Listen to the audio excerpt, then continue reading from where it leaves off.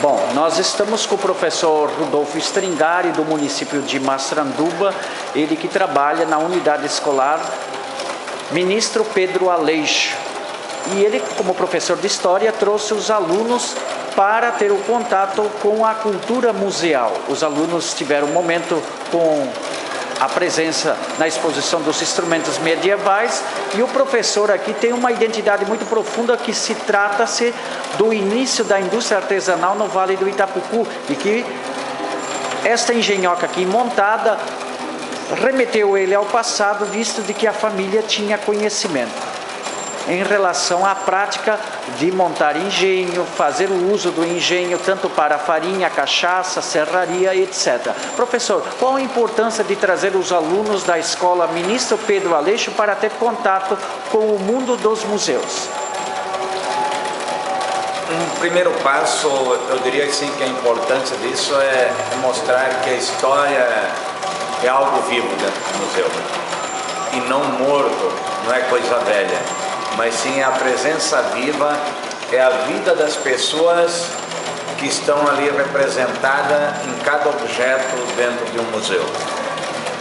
E quando eu reportei a essa engenhoca, eu relembro muito bem, quando eu era criança, uma das obrigações nossas, ainda quando frequentava as séries iniciais, era colocar o aipim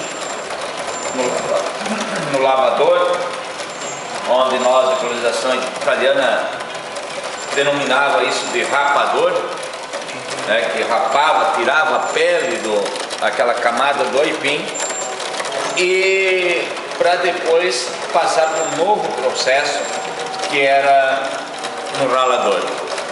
O ralador, ele era com lâminas de ferro, tipo dentes de um serrote, encaixados sobre um tronco de madeira, e ali se triturava todo o aipim. De lá nós retirávamos o aipim e levávamos para a prensa. E observando aqui, eu percebi que está faltando alguma coisa aqui na prensa. Primeiro, um canal de abertura para que pudesse escorrer o líquido do aipim, e que até se usava depois desse líquido para extrair o polvilho azedo. Nós colocávamos no início nos tapetis, que era feito de taquara, tipo de um cesto, depositava um sobre o outro, e depois com uma alavanca de madeira, que era tudo com roscas de madeira também, se movimentava para poder prensar esse produto. Depois ele era levado lá no nosso engenho para uma peneira, e que também era todo movido com rodas da água, engrenagens de madeira, e de lá então se separava a matéria-prima e se levava depois para o secador, também com uma estrutura bastante semelhante a dessa,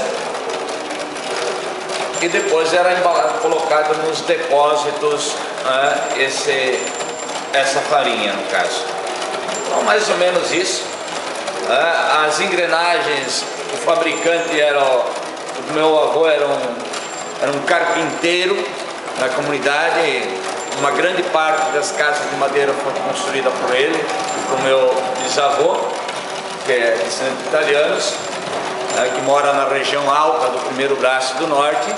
E essa estrutura de engenho, ela estava situada nas propriedades do seu Ivo Parisi, depois passou para o seu filho José Parisi, que hoje também já é falecido, e se dividiam. E é uma pena que isso acabou sendo aos poucos abandonado, em função que tinha vários donos, e quando era para consertar o engenho, eles não assumiam de forma coletiva, e esse engenho, o galpão dele, eu me recordo, que foi desmontado para depois fazer um alambique. Certo, professor, o senhor tem todo um conhecimento vasto em relação a essa questão da cultura dos engenhos que representa a memória, né? De que forma as escolas podem aproveitar esse Museu Histórico de Jaraguá do Sul, como o senhor que fez e trouxe os alunos?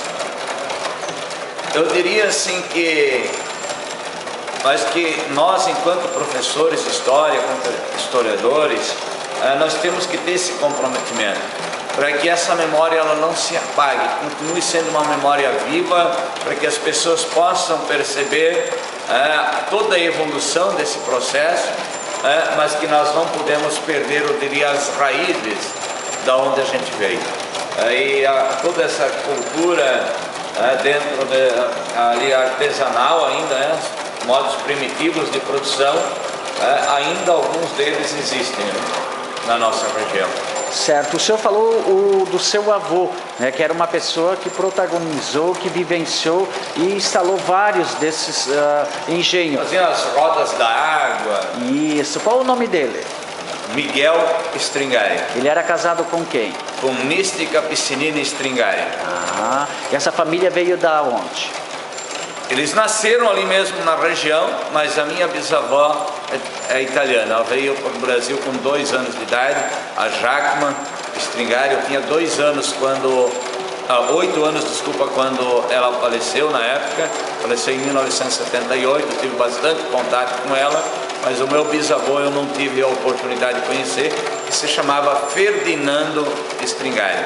Inclusive hoje nessa região foi feito um portal em homenagem aos patriarcas, e que se denomina de Colônia Stringari. O termo já vem sendo usado de colônia, a terra que foi doada na época, e que está ainda na família da gente, entre nossos primos, tios, que fazem parte daquela colônia. Inclusive em homenagem às pessoas da nossa família, que tem muitas pessoas que fazem parte, eu diria, da Igreja Católica, como padres, bispos, freiras.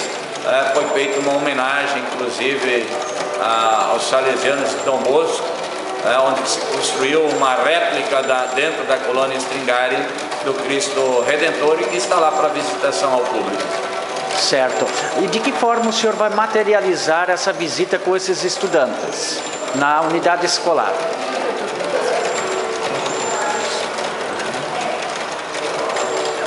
Mostrando, eu acredito sim que eles tendo esse contato, eles podem perceber quais são as tecnologias que são utilizadas hoje para produzir e quais eram as tecnologias que se usavam na época. Hoje se vem falando muito em tecnologias, então acho que é interessante a gente construir esse paralelo do presente passado e passado presente. A gente tem que mostrar para eles, partir do presente para o passado e sair do passado e vir para o presente, para eles perceberem toda a questão da evolução, da industrialização, inclusive no Brasil.